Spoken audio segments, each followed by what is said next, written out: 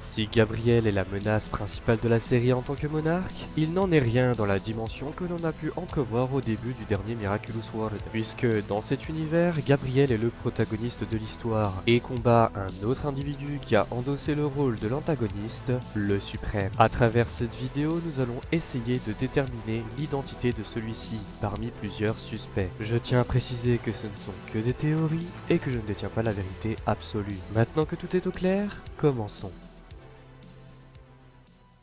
Dans l'univers d'Hesperia, plusieurs événements se sont déroulés d'une manière différente par rapport à l'univers de Monarque, ce qui fait que les porteurs du Miraculous de la Coccinelle et du Chien Noir sont malveillants, tandis que le porteur du Miraculous du Papillon est bienveillant. Dans cette optique, on pourrait facilement se dire que Maître Fou est également passé du côté maléfique, dirigeant ainsi Toxinelle et Griffe Noire d'une main de fer. Et selon moi, il aurait pu sombrer lorsqu'il se faisait traquer avec Marianne durant la Seconde Guerre mondiale. Désespéré par la situation de l'époque, il aurait utilisé les pouvoirs de la Miracle Box dans le but de rétablir l'ordre sous son commandement. Dans l'épisode Festin, on prendra connaissance du fait qu'il a déjà utilisé un Miraculous dans ses propres intérêts durant sa jeunesse. Avec cette information, la théorie semble assez plausible donc. Cependant, Nino et Alia possèdent toujours le même caractère et n'ont pas changé de camp, malgré le fait qu'ils soient dans un univers différent. Ce simple détail brise la logique selon laquelle Wang Fu serait forcément du mauvais côté dans ce monde-là. Ainsi, le second suspect qui me vient à l'esprit est Su-Han.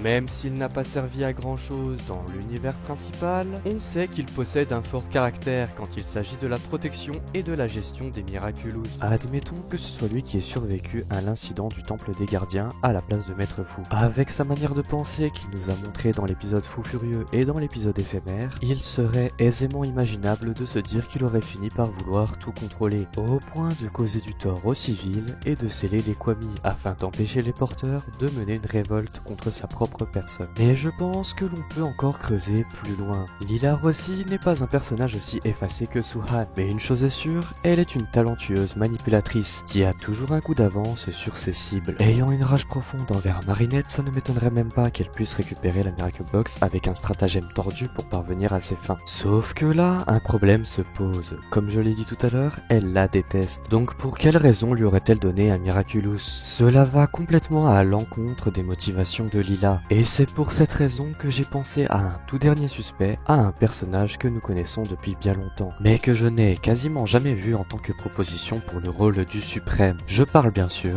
de Nathalie Sancœur. Fidèle assistante et amie proche de Gabriel, celle-ci possède une très grande intelligence, ainsi qu'une aptitude au combat hors norme, que ce soit en civil, en porteur ou en akumatisé. Et puisqu'elle a été remplacée par Alia et Nino dans l'univers Reverse, il est plus que possible que Nathalie soit contre Hesperia, en étant son plus grand ennemi. Elle aurait pu par exemple profiter de son statut de chasseuse d'objets magiques envers Gabriel et Emily pour mieux les trahir par la suite et garder la Miracle Box pour elle seule. Dans tous les cas, peu importe votre choix, une chose est sûre, le suprême est un adversaire réussi. Avant même de nous avoir été révélé, il nous est présenté comme puissant, inégalable, sans morale, bref, c'est une véritable menace. Et je pense que c'est ça, la véritable force de ce personnage, c'est que malgré le fait qu'on ne le connaisse pas, il a été implanté dans l'univers de manière à ce qu'on veuille en savoir plus sur lui. Et vous, qu'en pensez-vous? Parmi les 4 candidats, lequel est le plus susceptible d'être le suprême? N'hésitez pas à me donner votre avis dans les commentaires. Sur ce, je vous souhaite une bonne soirée ou une bonne journée.